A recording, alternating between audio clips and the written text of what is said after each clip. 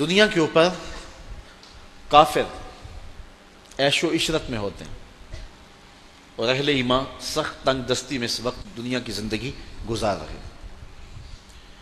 اللہ کے حکموں کو توڑنے والے، اس کے ذکر سے اعراض کرنے والے اعلی نسب محلات میں رہیں اور فقیروں کو جھونپڑے بھی میسر نہ ہوں، تو یہ ایک سوال پیدا ہوتا ہے۔ اللہ کہتا ہے کہ میں معیشت تنگ کر دیتا ہوں، تو معیشت تنگ تو ان لوگوں کی نظر آ رہی ہے جو راہ خدا کے مسافر لگتے ہیں۔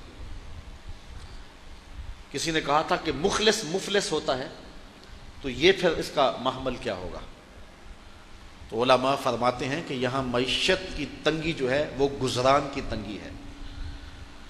اگر وہ محل میں بھی رہتا ہے لیکن سوتا نیند کی گولیاں کھا کے ہے، اور یہ ریت پہ بھی سوتا ہے لیکن مزے کی نیند سوتا ہے، سویا بھی ہوتا ہے اور دیدار مصطفیٰ بھی ہو رہا ہوتا ہے، تو پھر زندگی تو اس کی زندگی ہے نا۔ جاگتا ہے تو حضور کا ذکر کرتا ہے، سوتا ہے تو مدینے کی سیر کرتا ہے، تو زندگی تو اس کی زندگی ہے۔ اللہ اکبر۔ تو کہا ہم اس کی معیشت کو، اس کے گزرانے زندگی کو تنگ کر دیتے ہیں۔ اور اس سے دوسرا قول مفسرین نے یہ لیا ہے کہ قبر کو تنگ کر دیا جائے گا۔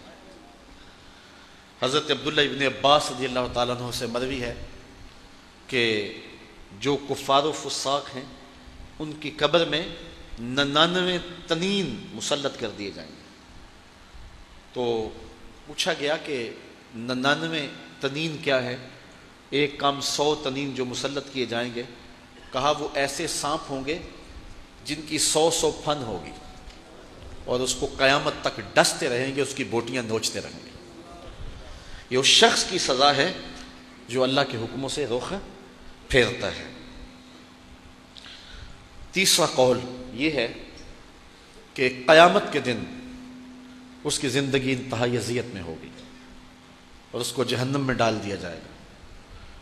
اور میں دوپہر کے اجتماع میں بتا رہا تھا کہ جب جہنمی کو جہنم میں پھینکا جائے گا تو اس صورت میں نہیں ڈالا جائے گا، یہ محمدی صورت ہے، یہ صورت چھین لی جائے گی اور احد پہاڑ جتنا ایک ایک دانت ہوگا اور 70 گز موٹی کھال ہوگی اور شکل تبدیل کر کے اس کو جہنم میں ڈالا جائے گا، تو رسوا کر کے ڈالا جائے گا۔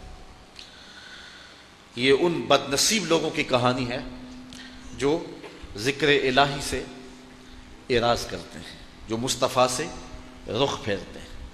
تو اگر چاہتے ہو زندگی تو پھر اپنا قبلہ حضور کی جانب سیدھا کر لو، تو پھر دنیا میں بھی موج ہے، آخرت میں بھی موج ہے۔ یہ سوال کہ مومن کی زندگی غربت کی ہے، دکھوں کی ہے اور کافر موج میں ہے، تو یہ اس کے دکھ، اس کے بدنی دکھ ہیں، اس کے قلب کو دکھ نہیں ہے، اس کا قلب راحت میں ہے۔